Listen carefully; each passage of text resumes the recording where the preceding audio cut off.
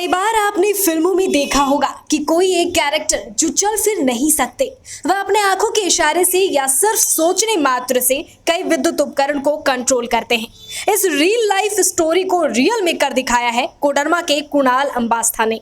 बातचीत में कुणाल ने हजारीबाग अपडेट्स को बताया कि उन्होंने अपने इस नए डिवाइस को ब्रेन कंप्यूटर इंटरफेस यानी काया इंटरफेस नाम दिया है।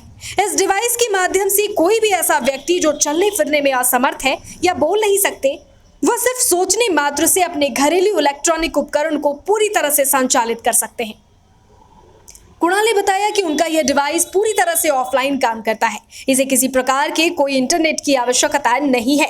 कुणाल आगे बताते हैं, इस डिवाइस में ब्रेन के सिग्नल जो न्यूरॉन से बहता हुआ इलेक्ट्रिकल इंपल्स है, इसे चेहरे पर लगे सेंसर के माध्यम से brain computer interface computing device में ट्रांसफर किया जाता है। इसके बाद इससे जुड़े विद्युत उपकरणों को संचालित किया जाता है।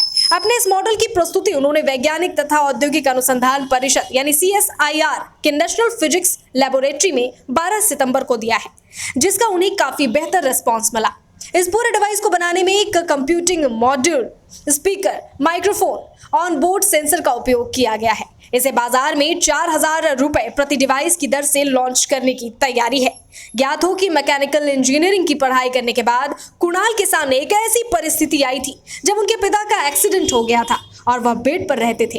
इस दौरान उन्हें टीवी और पंखे चलाने में कठिनाइयों का सामना करना पड़ा, जिसके बाद उन्होंने काया AI नाम की एक डिवाइस तैयार की जो बिना किसी इंटरनेट के वॉइस कमांड पर घरेलू विद्युत उपकरणों को संचालित करती है। उनके इस इनोवेशन काया AI को इग्नू उद्यमी समागम में लोकसभा अध्यक्ष Om Birla, NITI Aayog, CSIR lab, national research development corporation, Indian school of mines Dhanbad आदि स्थानों पर प्रदर्शित कर चुके हैं, जहां देश के तकनीकी क्षेत्र से जुड़े कई साइंटिस्ट उनके इस डिवाइस की काफी प्रशंसा कर रहे हैं। उन्हें इग्नू के द्वारा स्टूडेंट इनोवेशन अवार्ड से भी सम्मानित किया गया है। बेसिकली ये जो हमने एक नया एडिशन इसमें देखा है, इससे हम कह रहे हैं काया इंटरफेस। काया AI को आप पहले से जान रहे हैं। काया AI एक वॉइस असिस्टेंट है जो कि टोटली ऑफलाइन वर्क करती है without any active internet connection. तो उसमें आप वॉइस कमांड देंगे, वो आपके वॉइस कमांड को लोकली इंटरप्रेट करती है, उसे एनालाइज करती है और उसके हिसाब से रिस्पॉन्स जनरेट करती है।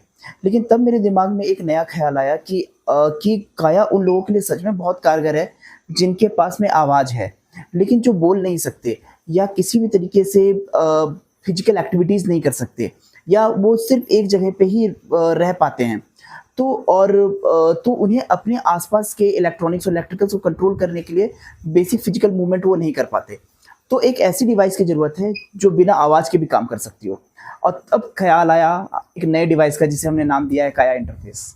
काया इंटरफेस बेसिकली BCI है, ब्रेन कंप्यूटर इंटरफेस, जिसमें हम ब्रेन सिग्नल्स को, जो कि हमारे न्यूरॉन से बहता हुआ हमारा जो इलेक्ट्रिकल इंपल्स है, उसको हम निकालते हैं, उसे एनालाइज करते हैं अपनी डिवाइस पे ले जा करके और एनालाइज करके जो हमारा जो मेन कंप्यूटर है उसके हिसाब से वो रेस्पॉन्स जनरेट करता है।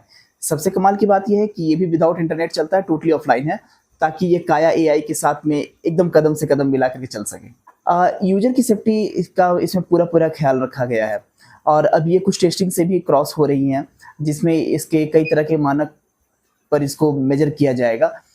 वैसे हम जो सिग्नल्स को एक्वायर कर रहे हैं, एक टोटली नॉन इन्वेसिव मेथड है, जिसमें हम किसी भी तरह का काट छाट या चीर फाड़ नहीं होता। जो हमारे स्किन के ऊपर से जो सिग्नल्स क्रॉस कर रहे हैं, बस हम उन सिग्नल्स को पिकअप करते हैं और अपने इलेक्ट्रॉनिक्स और डिवाइसेस की मदद से उसको एम्पलीफाई करते हैं। इसके सक्सेसफुल टेस्टिंग मॉडल्स तो रेडी हो चुका है और जो सक्सेसफुली हमने इसका प्रोटोटाइप तैयार कर लिया है। और अभी जब मुझे CSIR नेशनल फिजिक्स लेबोरेटरी की तरफ से न्योता आया 12 सितंबर को NPL में जाकर डेमोन्स्ट्रेट करने का, तो मैंने काया AI और काया इंटरफेस दोनों को वहाँ ले जाकर डेमोन्स्ट्रेट किया और बहुत ही अच्छा रिस्पॉन्स मुझे मिला वहाँ से।